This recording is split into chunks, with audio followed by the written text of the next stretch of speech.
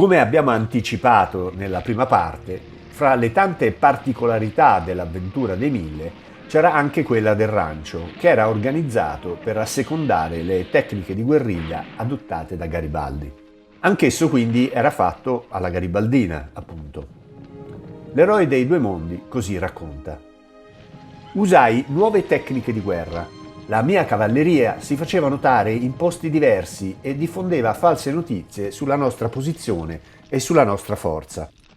Ci muovevamo d'improvviso, cambiando direzione, attraversando passi appenninici considerati invalicabili da un esercito. Eravamo veloci anche perché i viveri camminavano con noi, mandrie di buoi invece di lenti e ingombranti carri. Arrivammo così rapidamente a Orvieto, dove potemmo mangiare il rancio che era stato preparato per l'esercito francese. Evitai di affrontare apertamente il nemico. Sapevo che non avremmo resistito e non avrei potuto portarmi dietro i feriti, che se catturati venivano torturati e fucilati. Proprio per la natura imprevedibile della sua tattica di guerra, poteva capitare spesso che i soldati rimanessero del tutto privi del rancio. Garibaldi stesso in Aspromonte dichiara di essersi trovato in difficoltà perché senza viveri se non quelli contenuti nel tascapane. E si dovette fare spesso incetta nei pollai, con un naturale risentimento dei padroni che invece di liberatore lo dipingono come rubagalline. Come molti di voi già sanno, io curo anche un altro canale che propone una serie di ricette della tradizione italiana, ma non solo. Potete trovare il link nel box qui sotto e, se non l'avete già fatto, vi prego di iscrivervi. Facendolo mi darete un grande aiuto. Secondo lo storico George Macaulay Trevelyan, al termine della campagna nel mese di novembre 1861, l'esercito di Garibaldi avrebbe raggiunto il numero di 50.000 arruolati. Va però precisato che fra questa cifra erano incluse anche formazioni irregolari, nate ad opera di privati o varie milizie aggregate, alle volte composte da pochi di buono. Fra di loro c'erano anche parecchi garibaldini di comodo, che si arruolavano solo per ritirare il cibo e la paga. Garibaldi stesso descrive così la situazione. Un terzo era presente nel momento della battaglia e gli altri 2/3 solo al momento della paga o del rancio.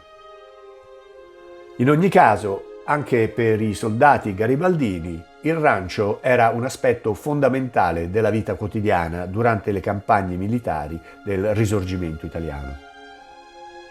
Questi pasti erano progettati per essere semplici, nutrienti e facili da preparare e reperire, considerando le difficili condizioni sul campo di battaglia.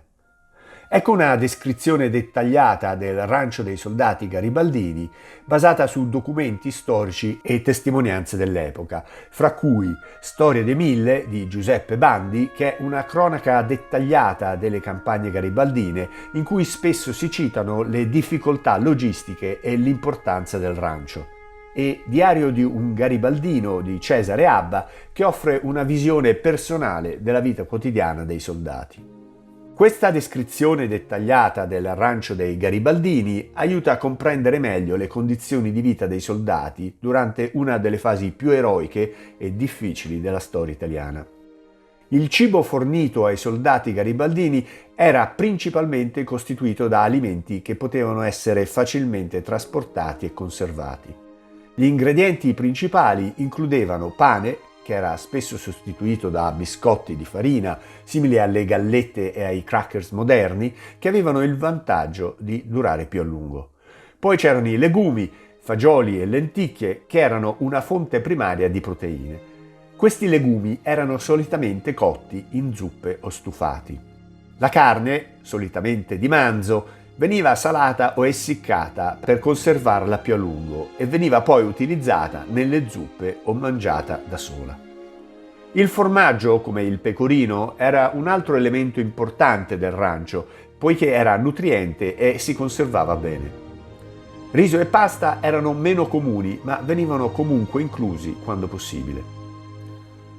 La preparazione del cibo era spesso un compito condiviso tra i soldati.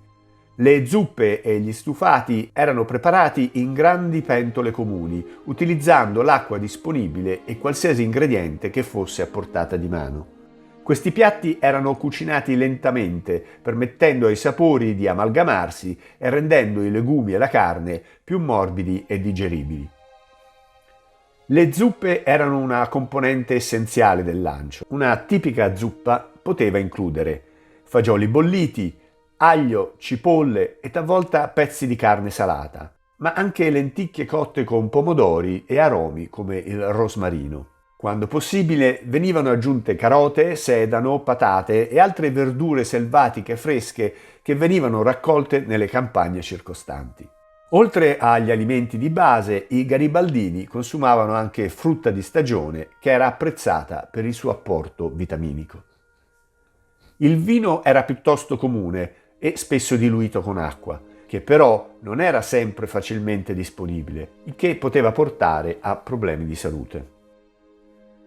Le condizioni variavano notevolmente a seconda della campagna e della regione in cui i garibaldini si trovavano. Durante le marce forzate o le battaglie prolungate, i soldati dovevano adattarsi e sopravvivere con razioni ridotte e cibo di fortuna. La capacità di adattarsi e far buon uso delle risorse disponibili era cruciale per la sopravvivenza. Le lettere e i diari dei soldati garibaldini forniscono una preziosa finestra sulla loro vita quotidiana e sull'importanza del rancio. Molti racconti parlano di pasti condivisi intorno ai fuochi da campo, dove il cibo era spartano, ma la compagnia e il senso di cameratismo erano forti. Come abbiamo visto, il rancio dei garibaldini era semplice, ma essenziale per il loro sostentamento e per mantenere alto il morale.